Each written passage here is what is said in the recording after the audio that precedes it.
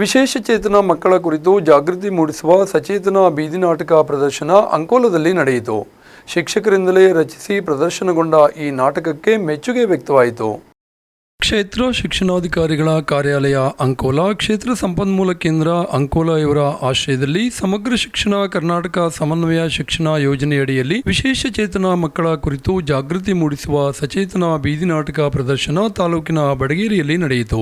ಕಾರ್ಯಕ್ರಮ ಉದ್ಘಾಟಿಸಿದ ಕ್ಷೇತ್ರ ಶಿಕ್ಷಣಾಧಿಕಾರಿ ಮಂಗಳಲಕ್ಷ್ಮಿ ಪಾಟೀಲ್ ಮಾತನಾಡಿ, ವಿಕಲಚೇತನರಿಗೆ ಅವಕಾಶ ಮತ್ತು ಪ್ರೋತ್ಸಾಹದ ಅಗತ್ಯತೆ ಇದ್ದು ಅವರನ್ನ ಮುಖ್ಯವಾಹಿನಿಗೆ ತರುವ ಪ್ರಯತ್ನ ನಡೆಯಬೇಕಿದೆ ಎಂದರು. ಅಧ್ಯಕ್ಷತೆ ವಹಿಸಿದ್ದ ಬಾವಿಕೇರಿ ಗ್ರಾಮ ಪಂಚಾಯತ್ ಅಧ್ಯಕ್ಷೆ ದೀಪಾ ನಾಯಕ್ ಮಾತನಾಡಿ, ಬೀದಿ ನಾಟಕದ ಮೂಲಕ ವಿಶೇಷ ಚೇತನರ ಕುರಿತಂತೆ ಜಾಗೃತಿ ಮೂಡಿಸುತ್ತಿರುವುದು ಹೆಚ್ಚು ಪರಿಣಾಮಕಾರಿಯಾಗಲಿದೆ ಎಂದರು. ಗ್ರಾಮ ಪಂಚಾಯತ್ ಸದಸ್ಯ ಉದಯ್ ವಾಮನ್ ನಾಯಕ್, ತಾಲೂಕು ಪಂಚಾಯತ್ ಮಾಜಿ ಅಧ್ಯಕ್ಷೆ ಸುಜಾತಾ ಗೌಂಕರ್ ಮಾತನಾಡಿದರು. ಸರ್ಕಾರಿ ನೌಕರರ ಸಂಘದ ಅಧ್ಯಕ್ಷ ಬಾಲಚಂದ್ರ ನಾಯಕ್, ಶಿಕ್ಷಕರ ಸಂಘದ ಕಾರ್ಯದರ್ಶಿ ರಾಜು ನಾಯಕ್, ಉಪಾಧ್ಯಕ್ಷೆ ಭಾರತಿ ನಾಯಕ್, ಶಾಲಾ ಮುಖ್ಯಾಧ್ಯಾಪಕಿ ಅನಿತಾ ಕೇಣಿ ಉಪಸ್ಥಿತರಿದ್ದರು. ವಿಶೇಷ ಚೇತನ ಮಕ್ಕಳ ಕುರಿತು ಶಿಕ್ಷಕರಿಂದಲೇ ರಚಿಸಿ ಪ್ರದರ್ಶನಗೊಂಡ ಸಚೇತನ ಬೀದಿ ನಾಟಕ ಸಮಾಜಕ್ಕೆ ಉತ್ತಮ ಸಂದೇಶ ನೀಡುವ ಉತ್ತಮ ಪ್ರಯತ್ನವಾಗಿದೆ. ವಿಶೇಷ ಚೇತನ ಮಕ್ಕಳಿಗೆ ಪ್ರೀತಿ, ಪ್ರೋತ್ಸಾಹ, ಧೈರ್ಯ ನೀಡಿದರೆ ಅವರು ಸಮಾಜದಲ್ಲಿ ಉತ್ತಮ ಸಾಧಕರಾಗಿ ಗುರುತಿಸಿಕೊಳ್ಳಬಹುದು ಎಂಬುದನ್ನು ಬೀದಿ ನಾಟಕದ ಮೂಲಕ ತಾಲೂಕಿನ ಜಾನಪದ ಗೂಡಿನ ಶಿಕ್ಷಕರ ತಂಡ ಸಂದೇಶ ನೀಡಿದ್ದು,